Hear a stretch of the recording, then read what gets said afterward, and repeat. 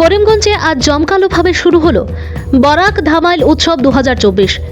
Youth against social ইভিলিস Barak সংস্কৃতি প্রেমী মঞ্চ এর সহযোগিতায় জেলা গ্রন্থাগারে অনুষ্ঠানটি যথাযথভাবে আয়োজন করেছে, যেখানে করিমগঞ্জ জেলা সর্বস্তরের ধামাইল দল অংশগ্রহণ করেছিল।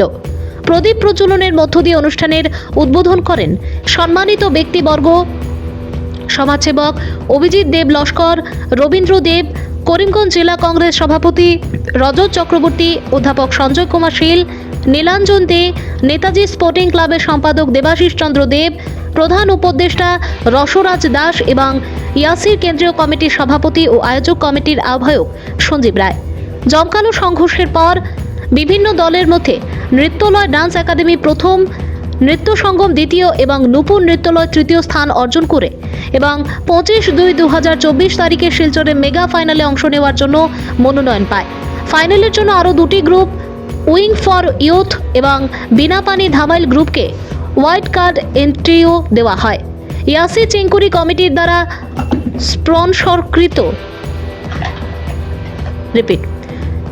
ইয়াসি চেঙ্কুরি কমিটির দ্বারা স্পন্সরকৃত প্রথম 3 জন স্থান আধিকারিকে একটি করে ট্রফি প্রদান করা হয় সার্টিফিকেট সহ। অতিথিরা প্রধান আহ্বায়ক গৌতম সরকার, চেয়ারম্যান কৃষ্ণেন্দু নাথ, অঙ্কিতা ভট্টাচার্য, শান্তনু রায়, স্বপন রায়, অনিরুদ্ধ নন্দী প্রমুখের সাথে পুরস্কারগুলো তুলে দেন। প্রখ্যাত সাংস্কৃতিক কর্মী এবং নাট্যকার আশিস পুরকায়স্থ তার অসামান্য পরিষেবার জন্য আয়োজকদের দ্বারা সংবর্ধিত হন। শ্রীমতী শিপ্রা পুরকায়স্থ ধামাইল প্রতিযোগিতার বিচারক ছিলেন এবং তাকেও সম্মানিত করা হয়েছিল। আয়োজকরা মর্যাদাপূর্ণ ইভেন্টে সহযোগী অংশীদার হওয়ার জন্য করিমগঞ্জে নেতাজি স্পোর্টিং ক্লাবকে ধন্যবাদ জানিয়েছেন।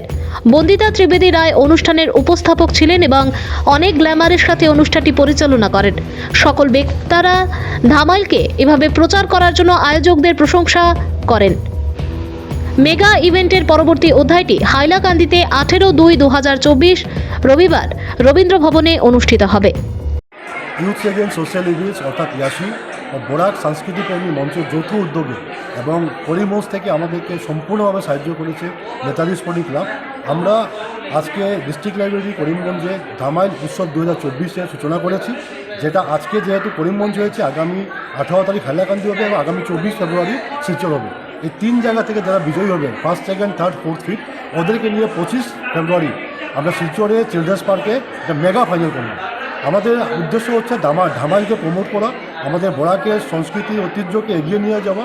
এবং আজকে করিমগঞ্জে যেভাবে আমরা উৎসাহ দেখেছি, যেভাবে উদ্যমের সাথে উঠে এসেছে মহিলারা, আমরা আশাবাদী যে এই যে উৎসব আমরা আয়োজন করেছি এটা শেষ অবধি একটা ধামাকা রূপ নেবে এবং ভালোভাবে আয়োজন করতে পারবো। এবং আমরা করিমগঞ্জবাসীকে ধন্যবাদ জানাচ্ছি ওদের সহযোগিতার জন্য।